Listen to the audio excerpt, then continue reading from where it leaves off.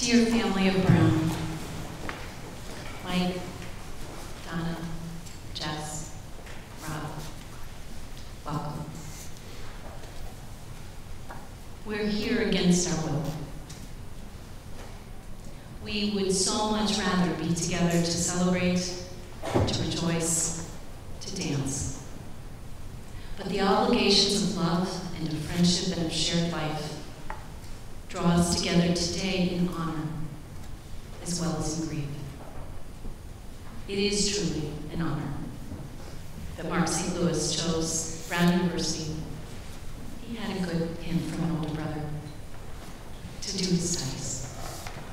The work he did here, the friendships, the extraordinary promise of his life is what brings us together.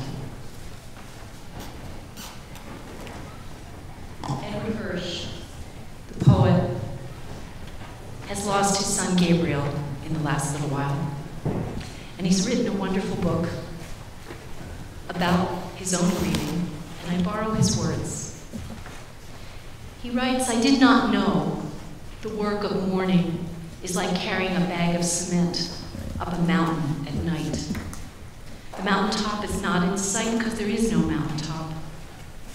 I did not know I would struggle through a ragged underbrush without an upward path, because there is no path. There's only a blunt rock with a river to fall into. I did not know the work of mourning is a labor in the dark we carry inside ourselves. Though sometimes when I sleep, I'm with him again, and then I wake. Look closely, and you will see almost everyone carrying bags of cement on their shoulders. That's why it takes courage to get out of bed in the morning and climb into the day. That is our task, to take each other's hands and in love and in honor and in gratitude to get out of bed and climb into the day, when in fact our mourning is still very much our lives. We cannot do well if we do not tell the truth about all of it, and that telling will take a long time. These walls have stood since 1834, gathering the Brown family in prayer in times of celebration and times of sorrow. And I hope today that they will be a solace for you, a strength, and a reminder that even though this chapel is very full, and if you're without a seat, there are some seats up front, so I hope you'll come, that this chapel's capacity to speak of our shared faith, our shared love, our shared conviction, one for the other, of what it is to be a family of Brown, is not shattered, even though it is deeply and sorely challenged when we lose anybody. So as I bid your prayer in the many traditions we practice here, as I honor the great and profound privilege that is this university's gift as each student chooses us, I also want you to know that today we choose all of you, each of you, to be part of this circle, to be part of this moment where we honor Mark's life and give thanks for all that we knew, the parts that make us laugh, and the moments that break our hearts. Let us pray. God, whose majesty stretches beyond the boundaries of every world we can imagine, and whose strength and definition defy our words. We come broken, heartbroken. We bear to you the love of one we can no longer hold in our arms, the one with whom we can't play frisbee or talk about experiments, a person whose dawn had just begun to light our skies. And we ask that you draw near. Be in the words that we speak. Be in the time we spend together. Be in the joy that we remember. But most especially surround Mark's family with your love and consolation. Remind them of the love that he spoke to us so often about them. Hold them close, and may we offer our hands in companionship as together we seek to find a path through this grief and to climb into the day. As you have been with this university in all its generations, so we ask that you abide with us in these moments and in these words. Make of what we say, who we are, and what we do a blessing, that we may honor the life we have gathered to remember, and that we may, in fact, present our grief to you as a worthy burden. Be with us in our rejoicing and in our laughter, and may there, in fact, be a dawn that lifts the burden of this sorrow in the days to come. For we ask our prayers in the strength of your Spirit. Amen. I want to draw your attention to something that is inside your program. This might not be something you're used to in church or in the synagogue, but these are an opportunity for you perhaps to write something particular that you'd like included later in the service in the prayers of thanksgiving. There are pens and pencils at the back if you need them, but the ushers will collect them later in the service, and we do invite them from you at this time. It's a privilege for me to invite our Dean of the College, Professor Maudrin Dell, the first voice in truth.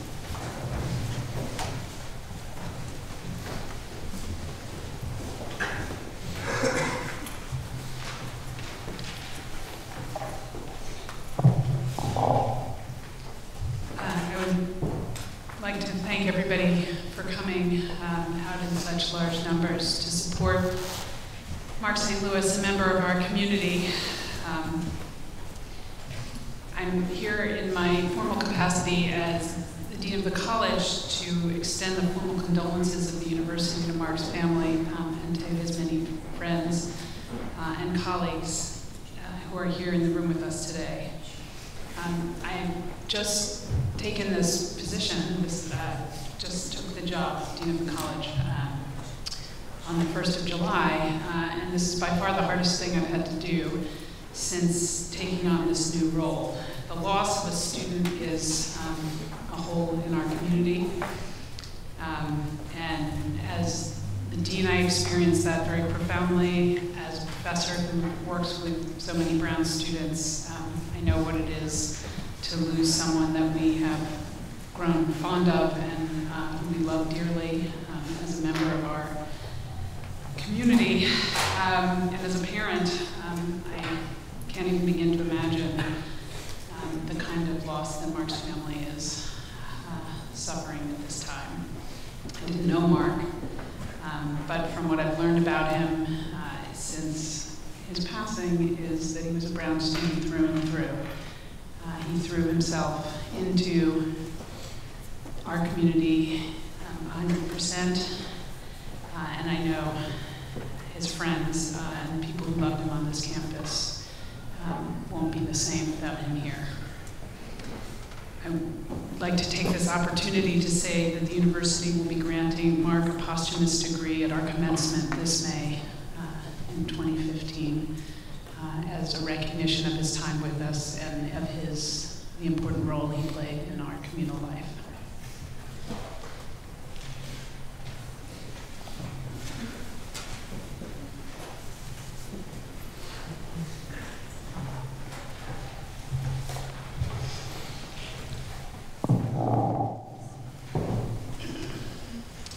As many of you know, I had the privilege of knowing Mark, who took my neuroengineering course and was a student in my lab. And I remember being a student in the lab. Indeed, it was 25 years ago, right now, when I was a senior at Brown, doing an honors thesis with Ford Ebner, who was then the director of what was then the program in neuroscience. I'm pointing towards the old Metcalf labs that look much nicer now than they did then. I worked very closely with his grad students, with his postdocs. And I spoke to my advisor a few times. But even if I was just going to speak to him for a minute, I was nervous. I was nervous that I didn't either completely read or understand the background material for the research that I was doing.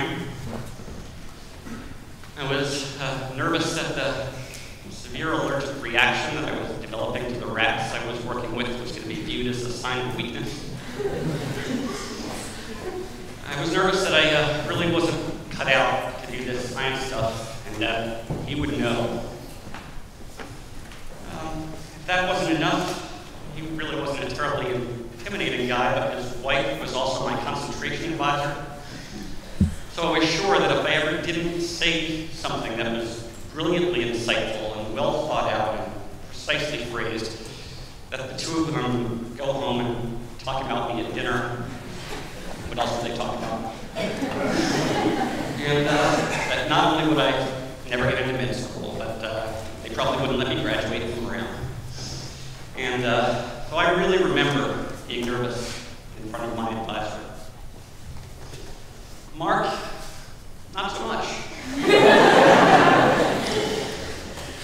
Mark first emailed me a little over 2 years ago, and he asked if he could learn more about the lab. And as I do so often with the emails from undergraduates interested in joining the lab, I responded the same way. He did nothing. There are a lot of Mark's friends here, so for all the undergraduates who are in the room, I just want to urge you to take note that if you email your professor and they don't get back to you immediately, it may just be because they're really busy, or maybe it's because they're already testing you. And sure enough, right at 2 weeks later, which is an additional hint is exactly the right time to send a follow-up email, Mark sent that follow-up email. And he said again, very politely, that he was interested in the lab and could he come by just to chat. So a few weeks later, we did have that meeting. He began to tell me of his interest in neuroprosthetics. And as his dad Mike reminded me, he also told me about some times that he had had playing basketball with a former teacher of mine at Emory, somebody who taught me to become a neurologist. Mark was confident, he was thoughtful, and he was full of good ideas, and he was eager to learn. And that was all true even before he started appearing in the lab regularly. He took our neuroengineering course. I guess I should ask Dean Mandel, am I allowed to say that he got an A? Yes, okay. He then had Utra spend the summer with us. And one day I saw him writing in his lab notebook, and I held up that lab notebook and I showed it off as a shining example of what a lab notebook should be. And I suspect it's something that he learned from his family. And it's something that I wish that I could achieve in the clarity of thoughts that he so regularly showed in the lab and that tangible thing that I could hold in my hand. We had several chats about science and about medicine, about neuroengineering, and about MD PhD programs, which I was so thrilled that he was thinking about. But more than the content of those discussions, I was struck by his constant search for knowledge and that calm, good-humored confidence. He wanted to get more information, both to and from the clinical trial participants that we work with in our BrainGate lab, so that he could help to restore lost neurologic functions. He wanted to add some things to our trial, and at the beginning of the summer, he helped draft a letter that we would send to FDA. A letter that would change the way that we did things and expand the way that we did things going forward. And when he casually handed that draft back to me early in July, I paused and realized that this young man, who was still working towards his college degree, had just drafted a letter to the FDA telling them what he wanted to do to help people with paralysis. His potential was immense, as was the camaraderie and the friendship that he brought to all of us in the lab, and I know everywhere on campus. We miss him. we will continue the important work that Mark started.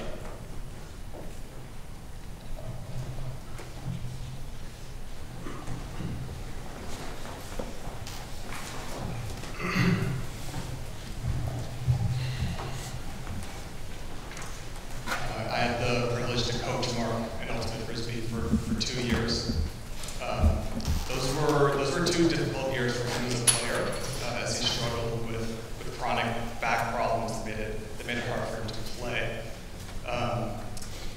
And that was really a shame, not just because he loved to play, but because he was really an excellent player. And any time we were able to get him on the field, his contributions were incredible.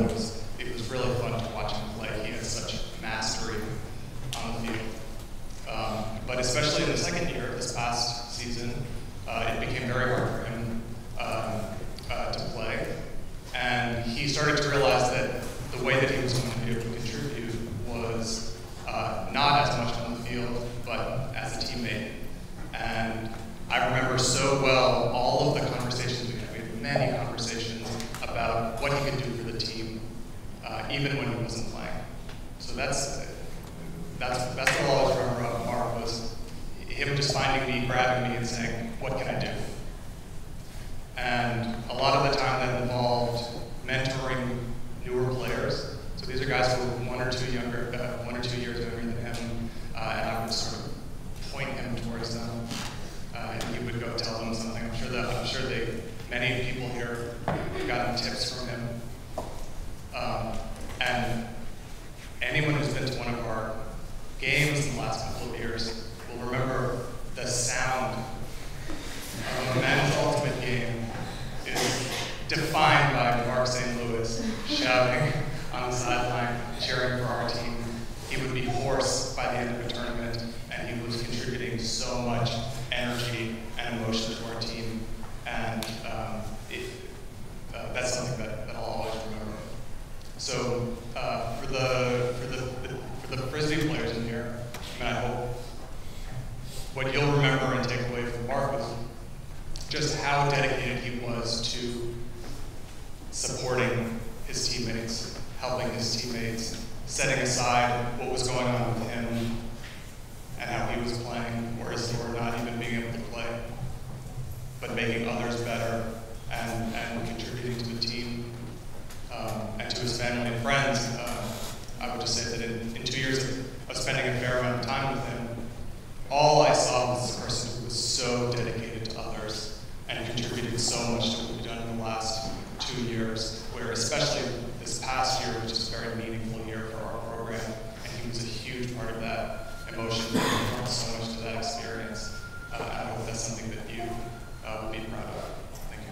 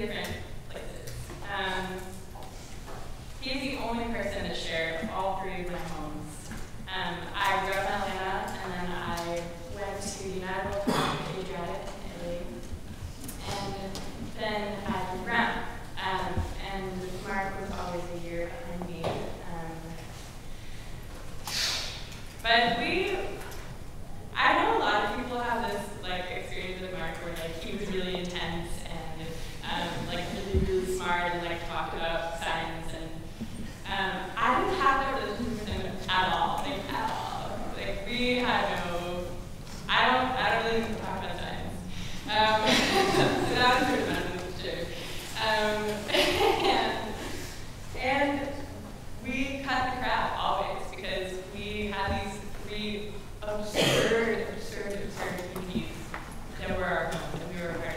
And it was like, why would we talk about anything trivial when, like, we have gone through the most incredible growth, like really, really fast growth periods together.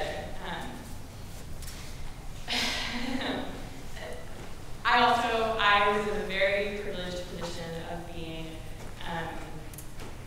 best friends with his girlfriend after college. And so I got to see Mark through the lens of somebody that he was in love with and that loved him. And so I knew Mark the poet, Mark the philosopher. His poetry is beautiful, by the way, if you didn't know that. And whenever I saw him on the path when we were around, like, I was always the one that was going too fast. And like, this is so good, I'm like, good, figuring it out.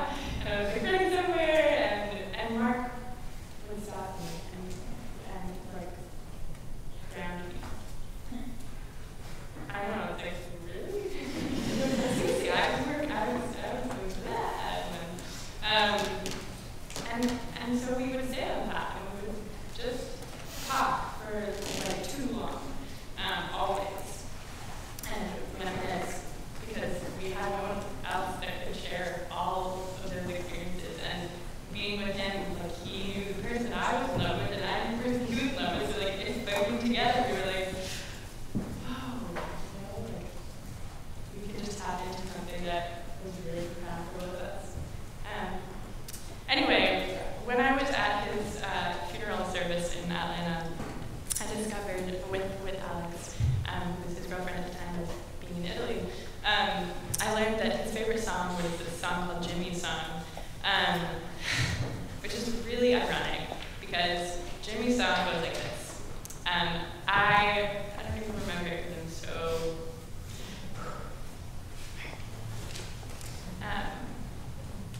I don't want to do nothing but be in a rock band. I don't want to get a job. I don't want to be a man. I don't want to do nothing at all. Ironic. And I'm the one right now pursuing a musical career. Mark always made fun of me for like my kumbaya, heavy, naked drum circles that I was part of.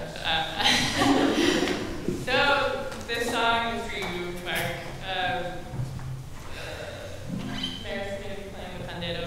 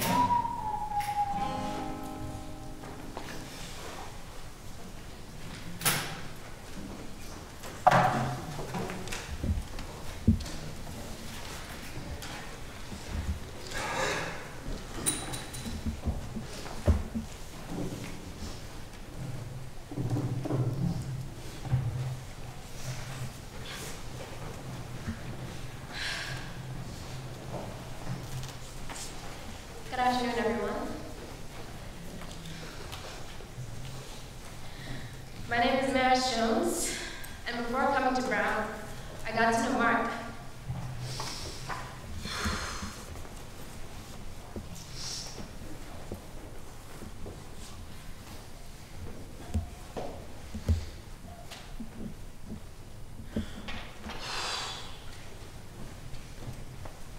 Before coming to Brown, I got to know Mark at the United World College of the Adriatic in Italy. Can I ask a favor, everybody? When I make bad jokes, can you laugh, please? I really need it.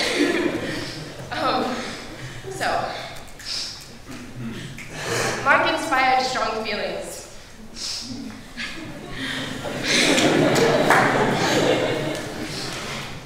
Obviously, I'm like a mess right now. When I met him at the beginning of our first year at UWC, I was not his biggest fan. You could even say I instantly hated his guts on principle. Mark reinforced all of the American stereotypes that I had hoped to break down. He was loud and cocky, not to mention the good-looking all-American athlete that all the girls and boys swooned over.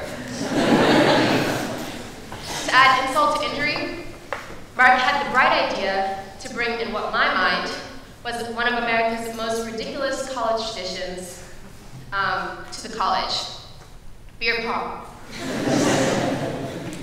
He even convinced the owner of the town, one of the two bars in the town, he convinced one of the bar's owners to let him have a weekly beer pong tournament before the weekly dance party. While I refused to join in the revelry, I couldn't help but see how this silly game brought people together. Mark knew that. I never told him, but I admired him for it. Mark even won the award for National Stereotype both years that he was at the college. In typical Mark fashion, he would proudly share this fact with anyone who would listen. He always had a story to tell for any situation, even if it was the same story over and over and over again. As much as I wanted to dislike him, Mark was really good at breaking down my defenses. And as cliche as it sounds, he reminded me not to judge a book by its cover. Yes, Mark was ostentatious, intense, and a know-it-all. Yet, he was always willing to share his knowledge and to try and engage you with the things he knew you were interested in. I was loath to admit it at first, but we had quite a lot in common that way. I just needed to see through the performance he put on. Mark was one of the most sincere people that I've known. At UWC, co-years become like siblings, and in many ways, Mark was my brother. Because we were both from the South, Mark and I bonded over talking too fast, trying to explain what things like grits and chicken biscuits were to the other students. He was really passionate about chicken biscuits, in case you didn't know. We teased each other, we laughed together, we argued, and we pushed each other's buttons, something I'm sure he took great pleasure in. I think our friendship grew out of the fact that I was always calling him out on his foolishness. Much of the time that Mark and I spent together was over meals. Some of the most memorable ones were the American dinners at Adriatic. A few times out of the year, all of the Americans would get together and share a meal. I remember during our second year at the college, Mark came barging into my room with 2 slabs of ribs and some barbecue sauce that he had bought at the American military base. He told me he had seen them, and somehow he just knew that I would be able to cook them.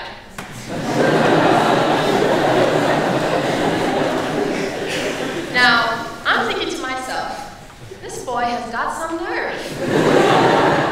Bringing slabs of ribs, not just 1, but 2, to my room while I'm trying to study for the IB. Really, Mark?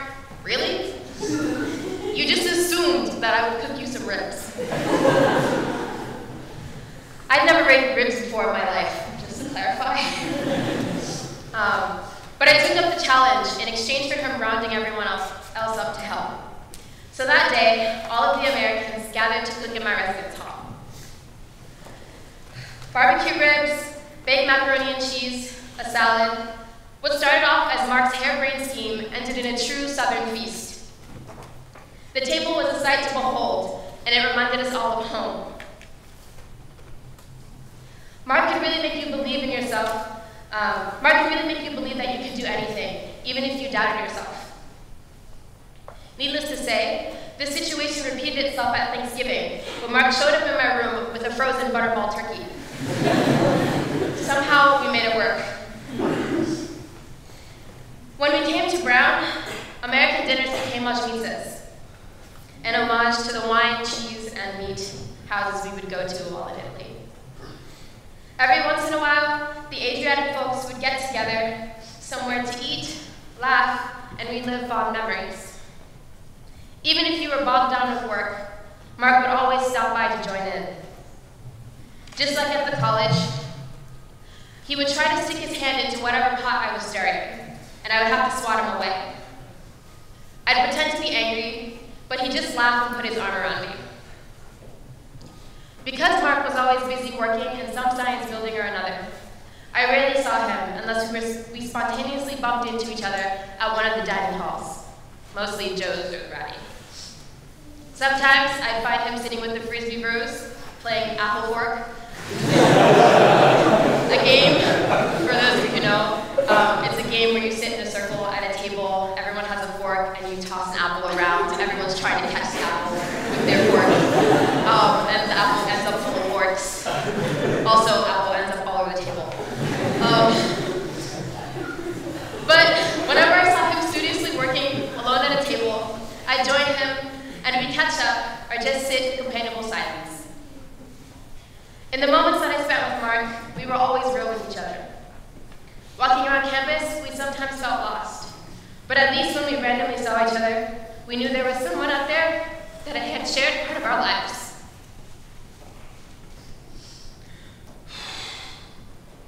UWC brought us together, but it wasn't what kept us together.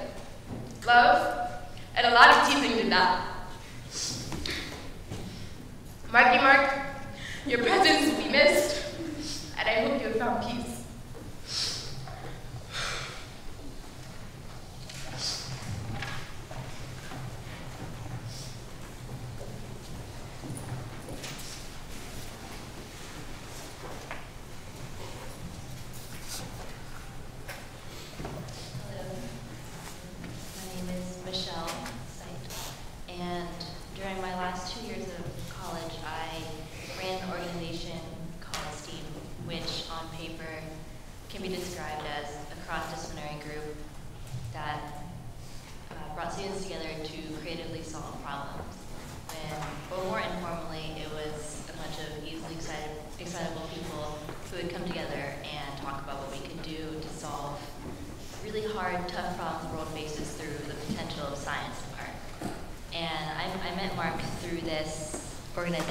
I actually met him at a symposium where he volunteered formally for one shift and then stayed the entire day.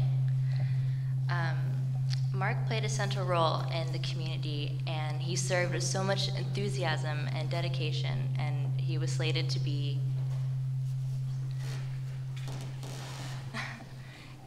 our assistant director.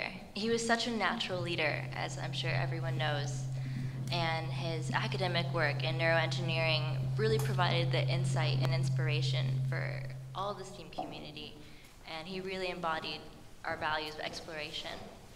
And he always dedicated his time to spearheading opportunities for others involved, his age, or especially the underclassmen.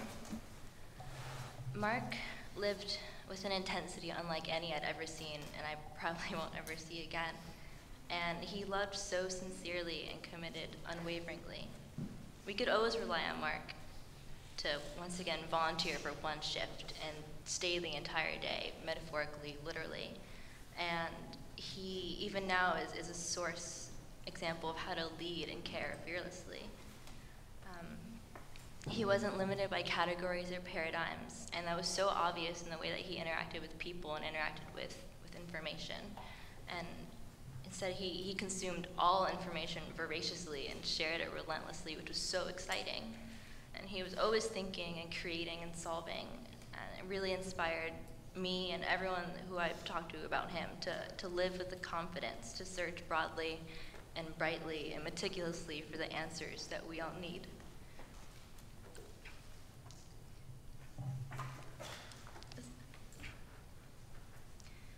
Mark's impact on the STEAM community at Brown is indelible, and by living creatively and to our strengths, unbound by traditional boundaries and doubt, we honor Mark's memory and his life.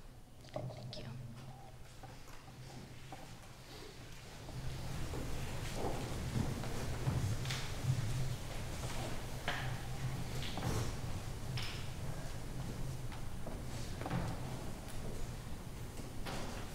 I'm just going to stand for okay. Many of you know that Mark was an extraordinary friend and loved one, and I was lucky enough to have him as a colleague as well.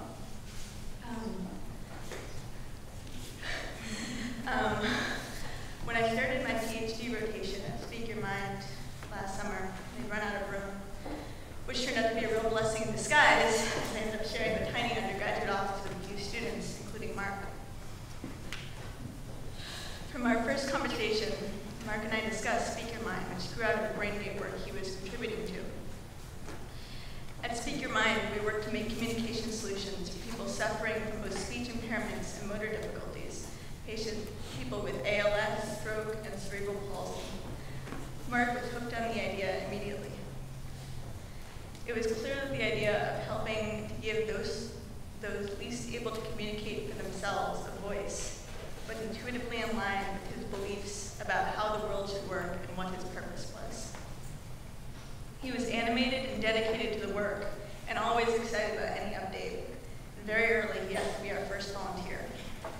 Sometimes after I'd messaged him across the office, just about this big, about somewhere I'd reached a wall in my project, we'd sit and work for an hour or two in our respective research, and then he'd pipe up with a simple, elegant answer. As we worked together, I was struck by the depths of his intellectual curiosity. His appetite for knowledge and learning was insatiable. He always wanted to know why and how it could be better, and he conveyed his thoughts with both humility and enthusiasm so that you too couldn't help but join in and be struck by the depths of his passion. When I started my hospital rotation this summer, soon after I learned about his death, I found myself thinking, Mark would have loved to learn this. Or I can't believe that he won't get to try that over and over. Every time I practiced reading an EKG, or I watched a procedure, or I searched for the words to compassionately explain to a patient why they were in the hospital and how we would try to help, I felt both a sense of profound loss and a sense of being able to carry his spirit forward into the world. Mark's death has, for me, and perhaps for many of you, left a gaping hole in our understanding of the universe. As I've thought about what his life meant, I have tried to reach within myself to express those things that helped him make other people's lives better. I've tried to be fully present, to ask why, and to help where I'm most needed. And I've discovered that Mark did have a larger helping of those things naturally, without any effort, than most of us have. But I also discovered that deciding to care, to ask, and to help was within my abilities in ways I'd never imagined. And I believe that many of us might find those abilities and the ability to grow in those ways within ourselves, allowing us to honor his memory every time we talk with our loved ones, and every time we try to change the world for the better. At the beginning of my rotation, the week after I learned about his death, I felt this severe emotional vertigo. The world seemed dark and foreboding in a new way that I'd never experienced or imagined. On my way to the hospital, I asked a woman I didn't know for help in finding my way in. She very kindly agreed to walk me into my destination. And as I walked, I silently, sort of in this state that I'm in today as well, feeling like I'm walking through a nightmare, contemplating the loss of someone with so much life left to live and so much left to contribute to the world, wondering how can I move forward and what's left. This woman I'm walking with turns to me and says, "Do you mind if we walk a bit more quickly? I like to make every moment count."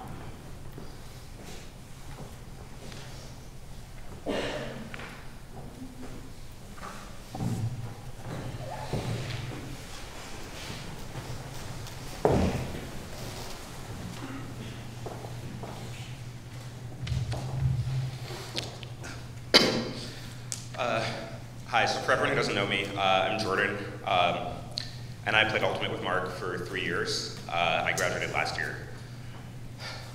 So, a lot of people mentioned it, from the moment I met Mark, I knew that he was a really, really intense guy, and I met him 9 years ago at Frisbee Camp.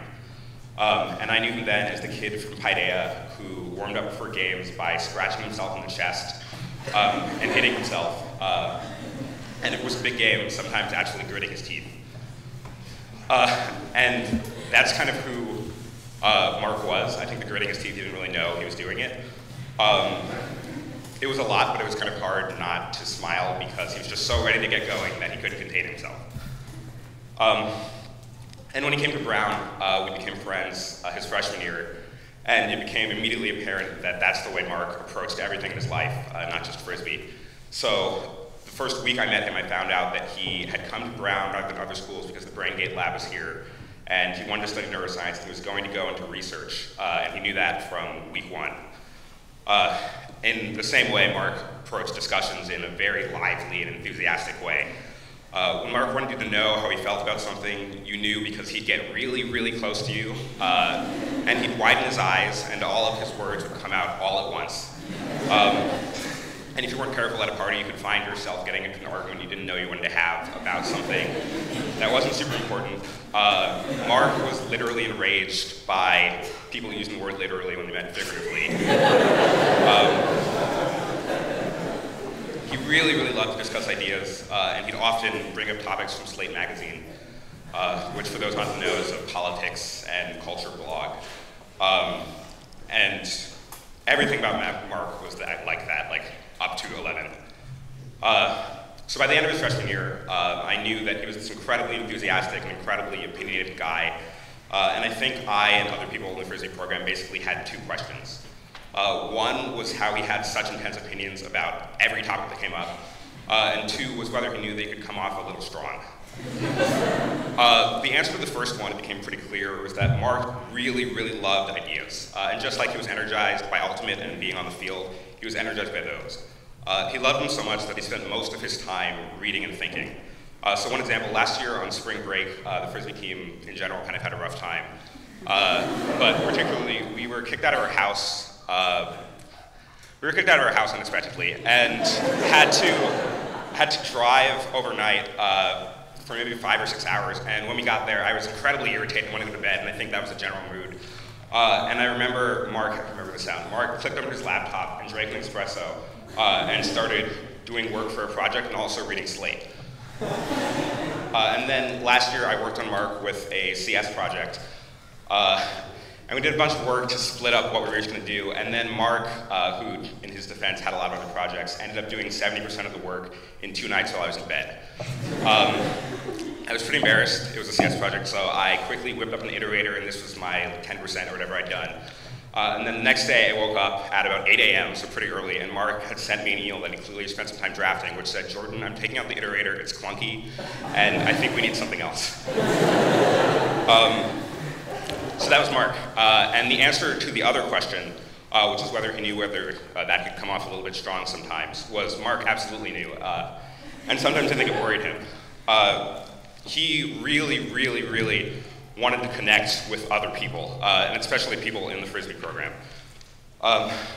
Part of the reason I think he loved Frisbee so much was that it became kind of a place he could discuss not just ideas, but talk about his emotions and things that were bothering him. So you spent a lot of time during the Frisbee season talking in cars, on the way to tournaments, in the airport at Big Over May before we leave. And some of those times you were talking about things that were really important. And I know everyone in this room has had that sort of discussion with Mark a lot of times at the fringes of parties. I know he lived in the Frisbee house last summer, and a lot of conversations like this happened in the living room there. For me, that conversation was last year, 2 years ago actually, on spring break. I just gotten rejected romantically for the first time, and Mark and I talked about it on a porch. And what I learned after we had that conversation was that Mark was this incredibly sensitive, really, really sincere and earnest person who was also a great friend. So after that conversation, we started talking every once in a while, just kind of chewing the fat. And we talked a few times about relationships, and Mark had this line he'd always go to. He'd ask me in this really earnest way whether I'd ever met someone who'd maybe just want to be a better person. And he asked if I knew what he meant, and it was always a little intimidating because he was just incredibly sincere and earnest about this in the same way he was with everything, and I told him I understood. And the truth was I was a little taken aback. A couple times he also told me that he knew, when he was talking a million miles a minute, he could come off as, just Mark being Mark. And sometimes he wanted people to know, that he was more than that. Which isn't to say that he didn't enjoy Frisbee parties, because he really, really liked Frisbee parties. Yeah, he was a good friend. And after we had that conversation, he started doing a lot of little things to support me. He knew that I get really upset when Roger Federer loses, so this summer after the Wimbledon final, he sent me a slideshow of pictures of capybaras that looked like Rafael Nadal. And last summer when I was interning in finance and really hating it, he texted me every day for a week asking how I was going, whether I was killing it yet. And that's how Mark and I think really got close. It bears mentioning we also talk a lot about the Frisbee team. As John mentioned, it really, really hurt Mark for the last 2 years that he was unable to play because he had a lot of pride, and it was painful for him that he couldn't give back on the field to you guys. We appreciate it so much. So towards the end of last season, he told me that he decided to get back surgery, even though he knew the chances weren't very high that it would allow him to play. And he started putting a lot of effort into doing the things that he could do on the field. Mark told me thousands of times that what he decided was that what the team really needed was someone who could come in and just throw one really incredible deep throw and then come out. And that was Mark also. He worked really, really hard to be able to do that. He bought a bag of discs and threw every day. I was in his workout group during the winter, and there were 2 feet of snow on the ground, and he texted me, actually everyone in the group, asking if we wanted to work on our cold weather throws. So I'm just going to leave you guys with the memory of Mark from Frisbee that I think speaks to the most to me. And during the season, we run sprints during practice, and a lot of last season particularly, Mark and I both couldn't play because we were injured. And Mark brought the same incredible intensity to cheering people on as he did to his play on the field, and to his planning for his life and to his conversations. So very often what that would look like is everyone else would be running, and Mark, who maybe shouldn't have been running because his back couldn't really bear it, would find himself running down next to all of them and just yelling. Mostly it was, "Go Pimo, yeah, let's go, oh my God!" And his face would be incredibly red, and he would be out of breath by the end, and I told him he looked like a drill sergeant. So that's what I'm going to try to remember about it.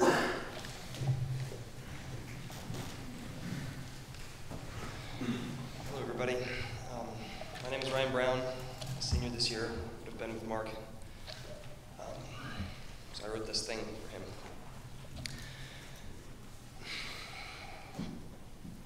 The afternoon of Thursday, July 17th, was particularly windy in my memory. We played catch and talked about our upcoming season, and then went our separate ways under warm gray clouds. As far as Thursdays go, it was rather uninteresting. I spent my time toiling in lab until you and I met up to lift and throw around. The next day was incredible. I found 6 four-leaf clovers near a small pond. I'd marched through the woods to a little clearing, and while reading, found more good luck charms than I knew what to do with. Then after dinner that afternoon, I came home to my friends with a full belly and a full heart. Last year, we ate gummy bears in lab waiting for Dan. You and I talked about memories. You told me that all thoughts and feelings, past and present, are small, quick little electric signals flying through our brains. That everything we think and feel is mathematically repeatable and explainable through chemistry. I still believe you. But in the same way, all of us are fleeting entanglements of energy, simple positive and negative charges, blowing together like a great and mighty wind through space. But while it's true that we are just cloudy embodiments of the art that we study, I still find meaning in those chemical collisions. I was excited to find a four-leaf clover that Friday. It's a rare thing. It's a thing that people have spent hours searching for in fields full of tangled-up science. I think it is truly funny what we place meaning in during this life, and so much so that we go seek it out. What amazes me most about four-leaf clovers is that they have one extra leaf, but it always grows to full size. There's not a little petal on them. They just have an extra one. They grew apart, different by definition, but they did so completely, 100%. It's easy to find meaning in such a thing as a four-leaf clover. It's a rare and fascinating occurrence that society has already deemed special for us. But finding meaning in loss is much more difficult. It's a bad chemical entanglement. An unfavorable bump of charge that takes away an incredible part of our lives, leaving us to struggle in dealing with such a terrible cosmic wind. Mark in many ways treated life like he did the Frisbee field. He worked harder than anyone, did not take no for an answer. There was no throw he would not throw. And there was no friend he would not make.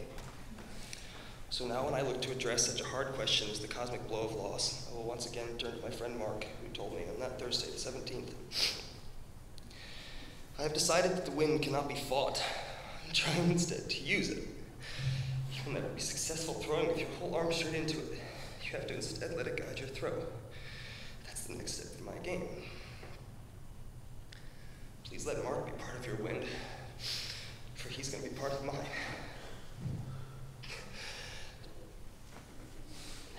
I'd also like to take this opportunity to say that we as a Frisbee team will be retiring number one. So that for the rest of our time on this earth, the number one will be Mark St. Louis as a teammate, always on our sidelines.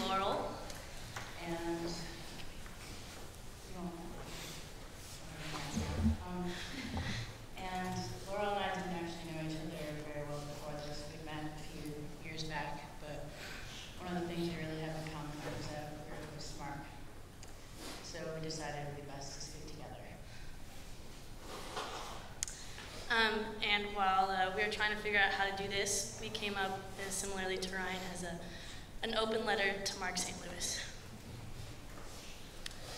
Dear Mark, you are probably laughing somewhere that Camille and I are presenting together, considering we have very little in common, but mainly that we have such ingrained memories of your eyes. It's hard to know how to talk about who you were to me. Every time I try, I picture you so vividly, telling me that I'm skewing events or that I'm forgetting some important detail, like it was any other story. You're always a man of convictions, Mark. From the very first day I met you, down to our last serious conversation. Mark, today is the 9th Friday since you've been gone. That's 1,512 hours and about 6.5 million heartbeats heard over the silence of your absence, and I am still having trouble writing your eulogy.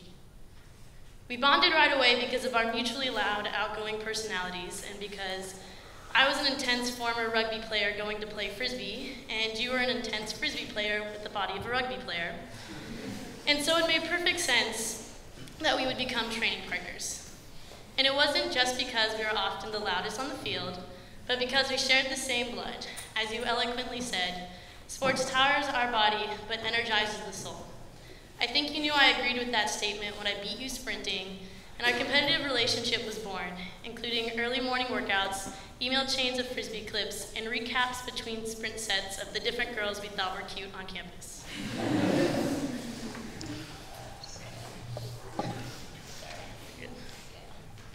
For a long time, it was very difficult for me to admit how important you were to me.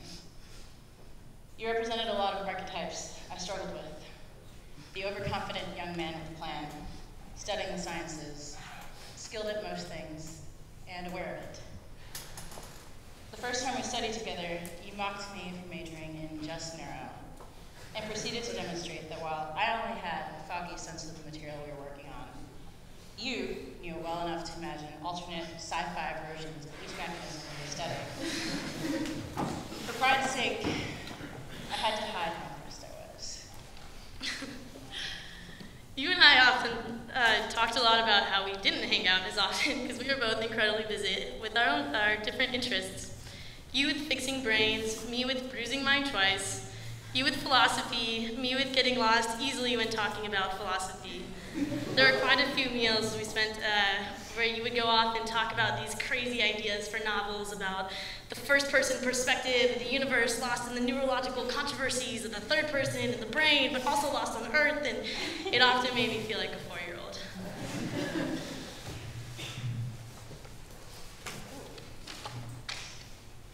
We at no point had a really straightforward relationship. We disagreed on everything from how to make small talk to what constitutes true happiness. You had no problem pointing out to me the traits that I was insecure about. My vague way of talking around an idea frustrated you, while your single-minded pursuit of success frustrated me. But because you never feared telling the truth as you saw it, I trusted you. And although neither of us had expected it, our relationship grew and deepened over time into one of my closest friendships. Mark, what's funny is I actually babysit a 4-year-old, and I was at his house a few weeks ago while his parents were having a meeting with a child psychologist in the other room. The 4-year-old kept asking me why his parents couldn't play with us, and I kept telling him that they were an important meeting. His constant questions forced me to explain, and I looked at him and said, "Important means when someone loves you so much they must take the time out of their day for you. Mark, you didn't just walk by people on the main green. You stopped and you had a conversation, displaying that they were important to you, that you loved them." Mark, I was supposed to be at your graduation this year, making fun of your stupid tie. I was supposed to meet you for drinks and ask you how your late night philosophizing had been going, what you've been doing with all those convictions in the months since I'd graduated. I was supposed to meet you again 5, 10, 20 years down the line, jealous of whatever cool and important work you were doing.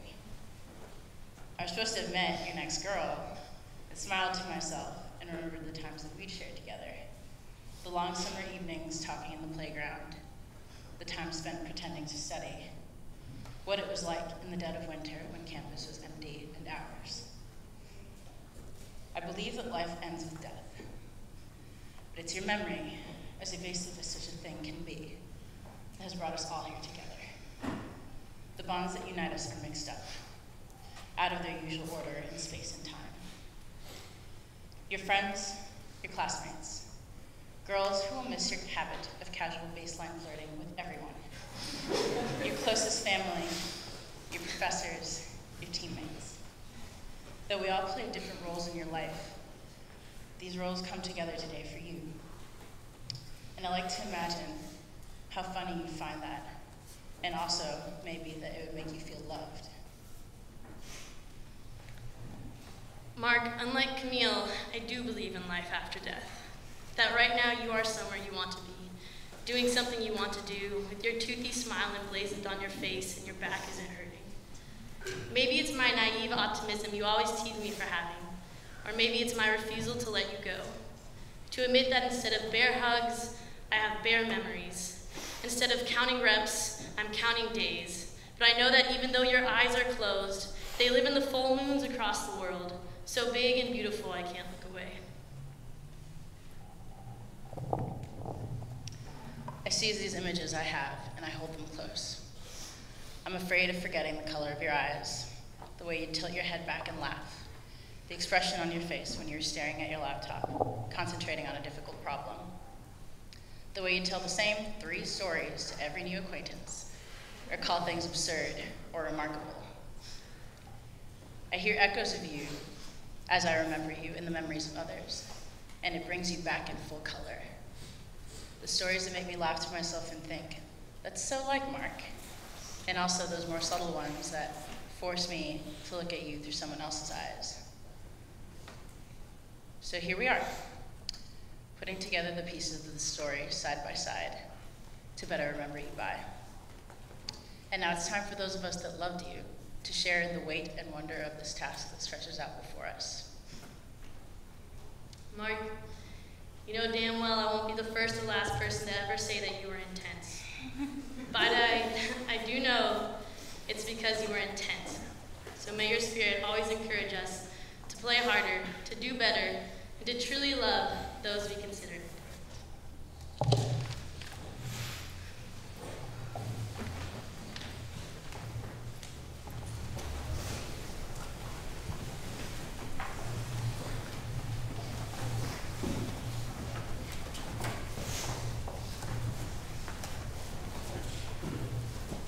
From the start of our freshman year, Mark and I have always lived in parallel universes, staring at the same stars but arguing over which method was best to measure their distance. When you hear the word engineer, adjectives like charismatic, effervescent, or loud are probably not the first thing that comes to mind. But that was Mark, always a contradiction. I remember watching him in section, me furiously scribbling notes, him surfing the internet and playing something that looked kind of like Pac-Man. So you can imagine my dread when I was grouped with Pac-Man Kid on our first design project. As it turned out, the rest of our group quickly dropped engineering, and it was just me and Mark left to pore over spreadsheets and polynomials. And that's where our differences became very apparent. I would follow the rules and notes to the most minute detail. Mark would take savvy shortcuts to get something that kind of looked like the answer.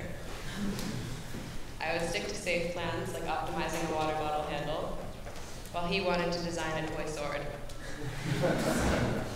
He was like the engineer of the Wild West, completely content with disregarding the norm and making a path of his own, while I looked at him with utter disbelief and sometimes a little jealousy.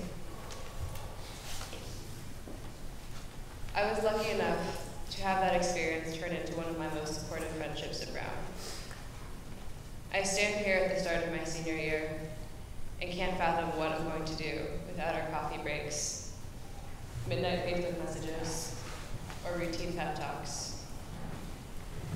In essence, Mark was the type of student Brown aspires to have. Yes, he was well-rounded, but more importantly, he strove for the things he loved. And what a beautiful collision of things it was. He could talk to you about classical music or Italy as passionately as he could talk about circuit design or virtual reality. And while all of us here are balancing a million activities, Mark, in the midst of all the craziness, would step back to be my support system when my world seemed incredibly dark. His intensity, the thing that made him so memorable and so driven, was also felt in the deep concern he took in my well-being.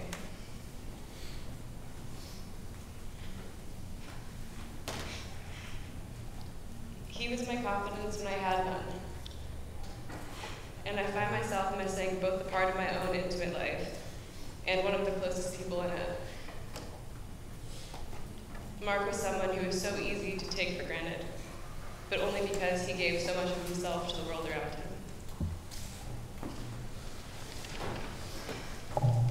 There There would be mornings in the dining hall where I'd sit there after 3 hours of sleep, praying for a meteor to hit the engineering building so I wouldn't have to go to class. And Mark would come up, cheery and talkative, despite not sleeping at all, and proceed to go on a 45-minute rant about how the idea that songs, simple waves of varying pressure, can have deep psychological effects simply amazed him. Needless to say, I was not as enthusiastic. And now I find myself sitting in various places, the bookstore, the Ratty, and I watch people on their cell phones and laptops so absorbed in what's in front of them. And I think maybe Mark was onto something.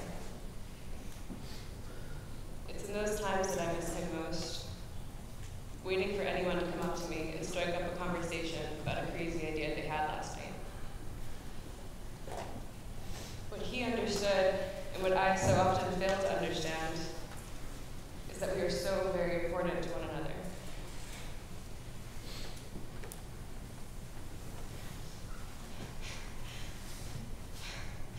There wasn't a thing in the world he wouldn't have done for me, and my life was made better by every early morning interruption he made. There's a famous quote that reads, "Aerodynamically, the bumblebee shouldn't be able to fly, but the bumblebee doesn't know it, so it goes on flying anyway." Mark would hate me for using that quote. In fact, he'd probably bring up an entire fluid dynamic explanation for why bumblebees actually can scientifically fly. But I think this idea also epitomizes Mark. He shouldn't have been able to play Ultimate because of injuries, but he kept on playing. He planned a thesis that sounded impossible and absurdly complicated, but he was 100% confident that he was capable of achieving it. When a person leaves this earth, physically, they should still have an impact. And yet, I feel his presence, his encouragement, his unbeatable tenacity every time I begin to doubt myself. And I wonder if maybe he goes on supporting me anyway. Mark and I used to have extensive debates about religion and the afterlife, and we could never quite agree. But today, I believe in a universe in which he's still walking parallel to me, laughing at my incorrect bumblebee metaphor, and stopping by in my quiet moments of solitude to interrupt me with a thought. Thank you.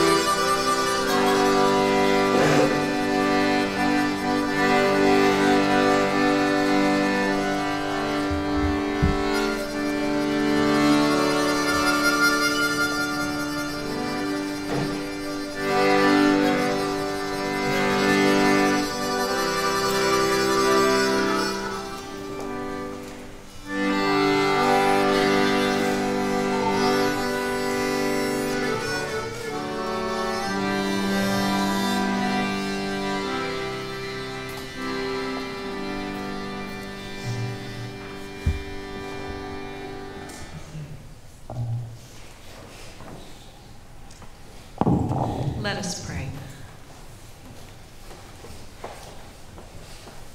Arms beyond our measuring, embrace for a grief broader than words. We find in our sorrow bright spots of gratitude, deep and enduring strengths that despite all we must bear, are strong and with us. Those gathered here have written some of those words, and we ask, O merciful presence, that you hear the prayers of this congregation. Mark, I will never forget our game against Carleton at Easterns in the worst rain and wind I've ever played in. Nobody could complete any passes downwind, let alone upwind. Over the roar of the wind and rain, everyone could hear the roar of your voice urging the team on. When you took the field, I remember you picking up a disc, and as the deep cut was developing, someone from Carleton yelled, "Not a thrower!" Boy, were they wrong. You unleashed a full field bomb upwind that to this day is the best throw I have ever seen. After it was caught in the end zone some 70 yards away, you sprinted up the field screaming at the top of your lungs, "I can throw anything!" You were a true teammate and a true friend. Thank you. Thank you for your determination to get things done, to make the world better, and your smile. As a member of the girls' Frisbee team, Mark was the first boy on WeMove to talk to me last year. He made me feel so welcome in a new and unknown environment. His friendly, dynamic, and caring personality is something I will never forget.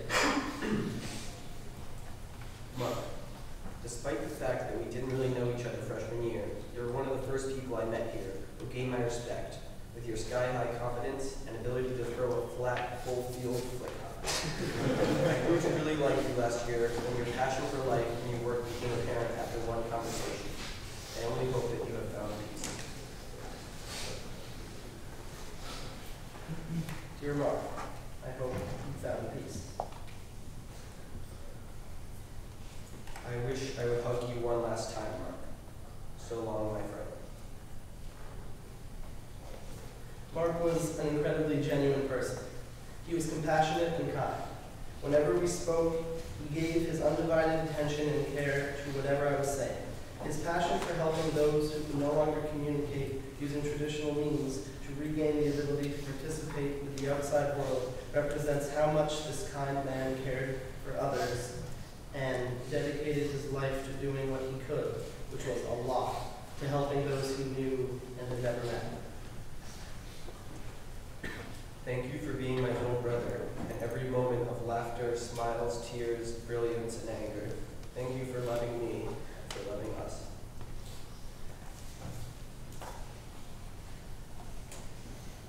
I saw Mark drop a lot of Frisbees. I never saw him drop 2 in a row. Dear Mark, thank you for so immediately, enthusiastically, and genuinely befriending me. I really miss you.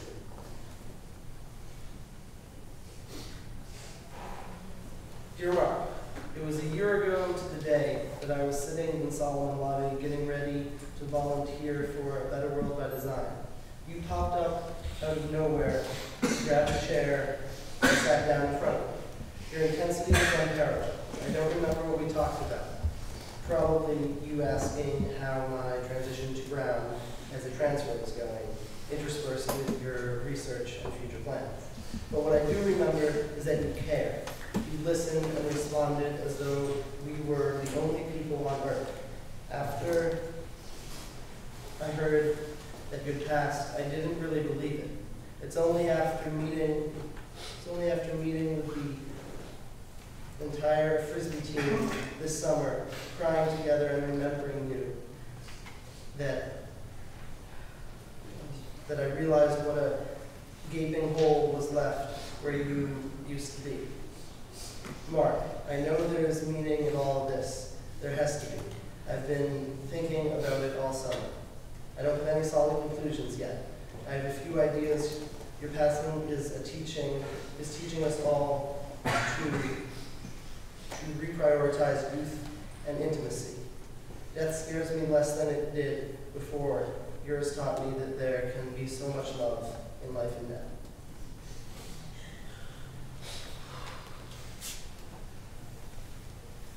Thank you for showing me that one person can bring so much light into the world.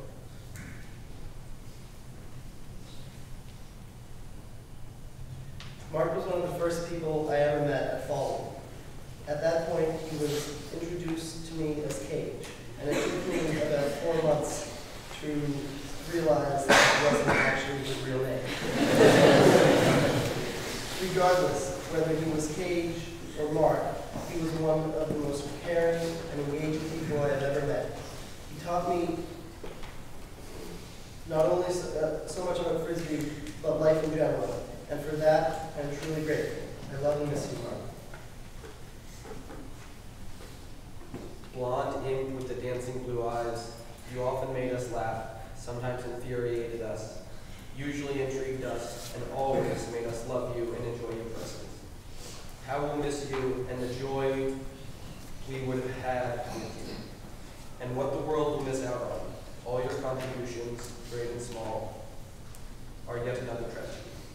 Rest in peace, beloved child, Aunt Susan.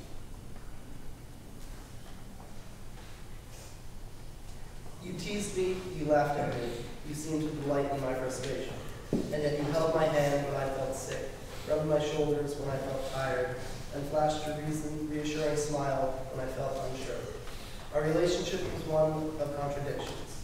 After our last interaction, you jokingly asked why I hated you. Quite the opposite. I cared about you more than you know. But somehow I think you did know, at least I hope you did, just how much you were cared for, by everyone whose lives you touched, however brief.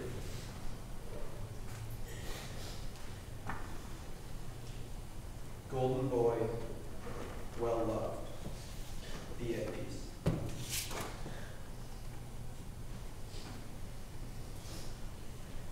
Thank you for challenging me constantly, especially regarding Twilight.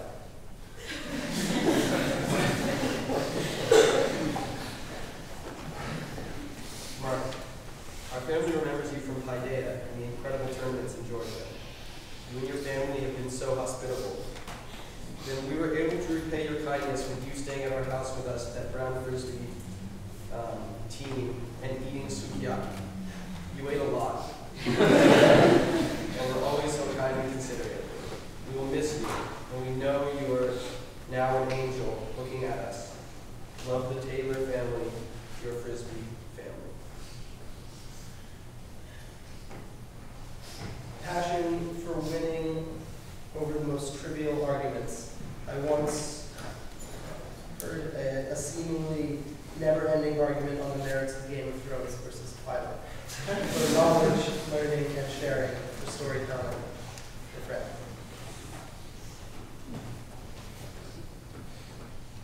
May we all find peace in our hearts once more, and remember Mark with love and hope. Mark challenged me to do what I love, to think before I speak, to look a stranger in the eye and say hello. Mark and I lived together the summer after our freshman year. We didn't know each other previously, but he taught me a lot, and he enjoyed those months together in that gross, gross house. He showed me the HBO program Band of Brothers, and would watch it. He'd say, "Here comes the best part." I would reply, "I want to see it for myself." He'd cut off and say, "Can you keep it down? I can't watch you." Stop interrupting, and then he'd smile.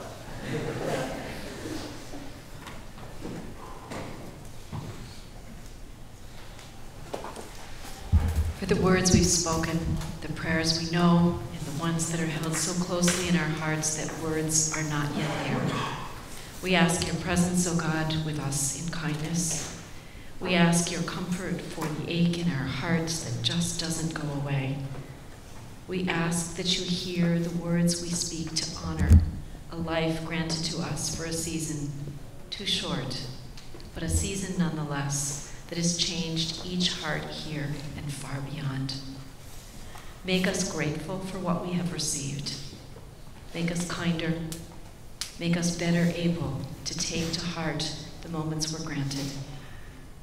And for the places that we hurt and need one another, give us hands to hold, and the patience to listen, and the time to spend. For clearly the season of life is short, but its sweetness is beyond our measuring. Hear our prayers and comfort our sorrow, for we ask them grateful for our privilege to have shared life with Mark St. Louis. Amen.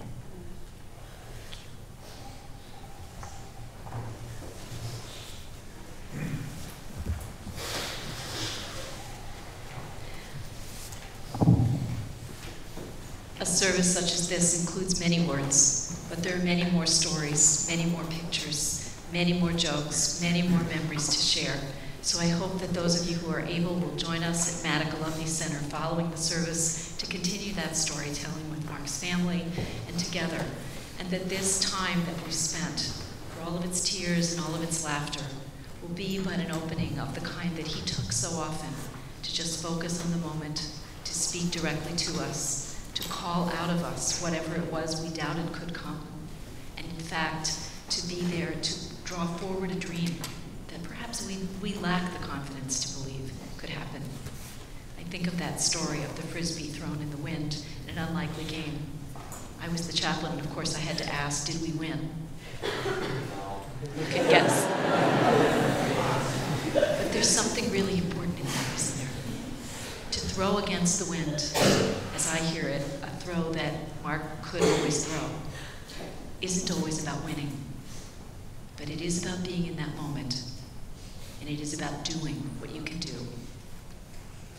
So that invitation having been spoken, I do hope that you'll come with me. If you are somehow not someone, I know we have UWC folks here, we have people from the neighborhood, we have some of Mark's family. So Matic Alumni Center may not be a place you've gone to so often, but from where we're sitting, it's diagonally across the green, across from Wayland Arch, just at the corner of George and Brown Street. And if you're lost, I think you can just follow the crowd. Can I ask you to rise for the benediction?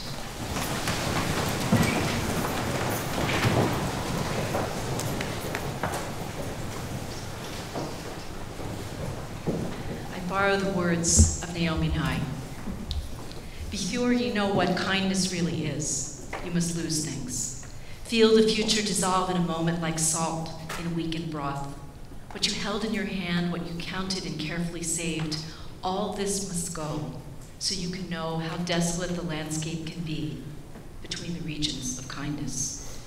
Before you know kindness as the deepest thing inside, you must know sorrow as the other deepest thing. You must wake up with sorrow, you must speak to it till your voice catches the thread of all sorrows, and you begin to see the size of the cloth. Then it is only kindness that makes sense anymore. Only kindness that ties your shoes and sends you out into the day to mail letters and purchase bread. Only kindness that raises its head from the crowd of the world to say, it is I you've been looking for, and then goes with you everywhere, like a shadow or a friend. Go from this place in kindness. Carry Mark's memory, his example, his dreams, all of his endeavors with you. You will always be a person who holds the honor of having shared life with him. And it's precious. Go in peace.